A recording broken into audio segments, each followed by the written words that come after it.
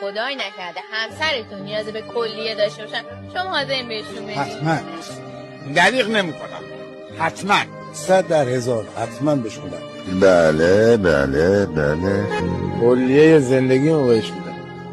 کلیه که چه هست کنم هر چی بخواد بهش بله بقول مردی که سری در نود حتما حتما 100%. یعنی یک سوالیه که اگر غریبه هم بخواد رو دستی میدیم، همسر ما بخواد که با جان میدیم.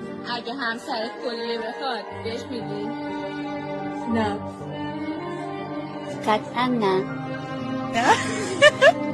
سوال خیلی سختی کردی. نه. خوب باشیش ندارم. حقیقت بگم؟ بله. نه به خاطر اینکه خودم میخواد زندگی کنم دیگه. چرا از نظر مالی هر چی بخواد میدم ولی کلی خودم میگه نمیدم. اگر همسرتون خدایی نکرده یه روزی احتیاج به یه کلیه داشته باشه شما حاضری کلیت رو بهش بدی؟ نه. کلیه نه. برای چی من بخوام بدم؟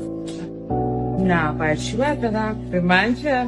دوتاشم اگه بخواد بهش میدم. بله با کمال میل. 2 تا دارم یکیشو میدم به یکیش میدم. 100%. من خودم پیوندیم با تمام وجودم حاضرم قلبمو بهش بدم.